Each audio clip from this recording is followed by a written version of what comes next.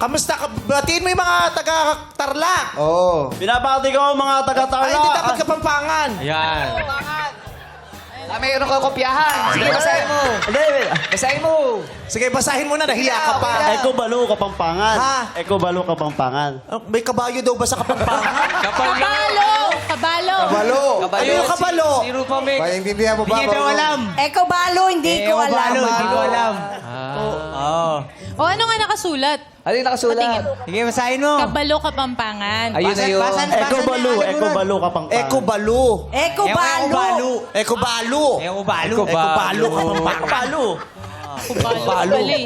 Matagal na kasi siya sa Quezon City. Oo, hindi na siya. Hindi ka Nawala. nakakawin Tarlac, no? Nawala yung pagka... Oo, nakalimutan na. Diba? Nakalimutan magkapampangan kasi lumipat sa Quezon City. Kasi dito more on English na Tagalog eh. Ah, English lang. Hindi English. rin, Tagalog. Ah, hindi rin. Okay. Ay, si Ayon na magaling mag-English. Kailangan magaling ka mag-English. Of course. Sample. Kausapin mo nga yun. Go. Kausapin mo nga ng English. In English. How are you, myself? I'm good, my friend. How are you, my Satsu? I'm okay. I'm really good. I saw it. Ay, You look so handsome lately, ha? Nice. Pero si Ayon, maraming abs eh. Patingin Abs si nga. Ayon.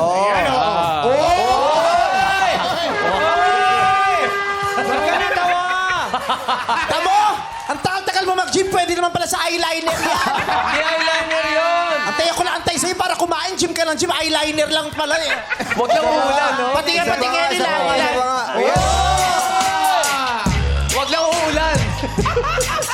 Sadali lang. Sadali lang. Kasi nabibitin sila. Tagalan mo konti. Tagalan mo. Ay.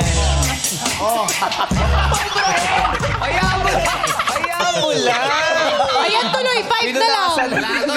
Yung abs nila lumilipat ng lupa. Kumakalat. Drawing ka usap.